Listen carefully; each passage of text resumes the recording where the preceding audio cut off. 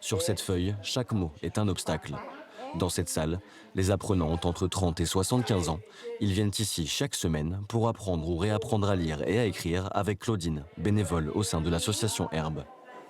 Alors, PA, ça fait?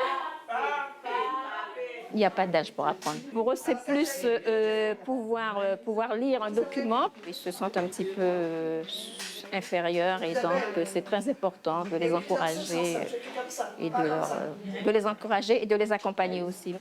Chaque mot lu devient un pas vers plus d'autonomie dans la vie quotidienne, pour comprendre les documents ou encore communiquer avec les enfants par message. Comme pour Joseph, cette Guyanaise a arrêté l'école très tôt. Elle assiste aux cours depuis 6 mois, aux côtés de femmes brésiliennes ou haïtiennes. Je n'ai pas de bon mémoire pour apprendre, mais je suis là quand même. J'ai tué les cours. Il y a des personnes qui assistent ensemble pour parler. Je ne veux même pas connaître, pour en parler, expliquer. Je suis assise tout seul dans un coin. Mais maintenant, je parle ensemble. L'association Herbe m'a aidé beaucoup parce que ça a amélioré le français. J'ai plus de confiance. Dans le groupe d'à côté, c'est atelier d'écriture. On s'arrête là, on va voir le tréma, qui est notre signe d'orthographie. Jessica, arrivée il y a quelques semaines à l'association pour perfectionner son français, prend désormais la classe en main. Elle guide les participants dans l'écriture des mots et transmet ce qu'elle a appris aux autres. Vous entendez bien le son. A, fait. Verbalement, ça m'aide. Parfois, quotidiennement, dans mes heures de loisirs, j'ai l'habitude de faire la lecture, mais je ne les emploie pas dans mes conversations. Alors, quand je viens ici, je choisis que c'est une grande opportunité pour moi d'utiliser mes mots. Lire, écrire, compter, des savoirs fragiles en Guyane. Selon l'INSEE, 4 habitants sur 10 seraient en grande difficulté de lecture, d'écriture et de calcul. Pour Marlène, la présidente de l'association Herbe, ce problème est étroitement lié à l'histoire et aux spécificités du territoire. Les enfants, par exemple, chez les Amérindiens ou les Bushinangés, ce sont des enfants, dès leur premier âge, ils ne parlent que leur langue maternelle. Donc, effectivement, arriver à l'âge de 6 ans pour l'école, c'est des enfants qui arrivent avec un handicap. Alors, chez les personnes âgées, c'est notre problème. C'est-à-dire qu'une fois qu'on a quitté l'école ou le travail, tout simplement, eh bien, on lit de moins en moins. Et on se rend compte un beau jour que finalement, on se retrouve face à une difficulté où on ne comprend plus le texte, où on ne sait plus trouver les mots, ni comment les écrire. Et là, on est face à l'illettrisme. Après la salle de classe, c'est au marché de Cayenne que l'association poursuit sa mission. Bonjour, monsieur. L'objectif, sensibiliser sur les actions d'alphabétisation présentes sur le territoire. On parle d'analphabétisme pour une personne qui, dans son parcours de vie, n'a jamais appris à lire et à écrire. Cela concerne une partie de la population guyanaise. Une autre partie des Guyanais est touchée par l'illettrisme. Parce qu'en Guyane, on voit bien qu'actuellement, il y a beaucoup d'illettrés.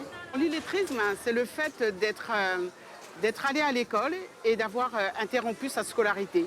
Et puis, un beau jour, on se rend compte, au bout de quelques années, parce qu'on n'a plus pratiqué, que l'on ne sait ni lire ni écrire.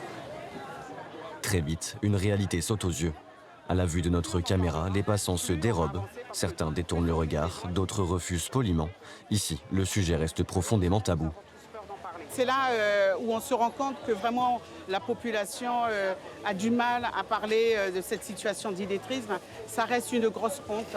Et c'est un tabou qu'on essaye de lever. Mais on voit bien encore aujourd'hui, ce n'est pas la première fois que l'on est confronté à ça. Les gens se défilent, les gens n'osent pas répondre. Face à ces refus répétés, l'association poursuit malgré tout son travail de terrain depuis 2018.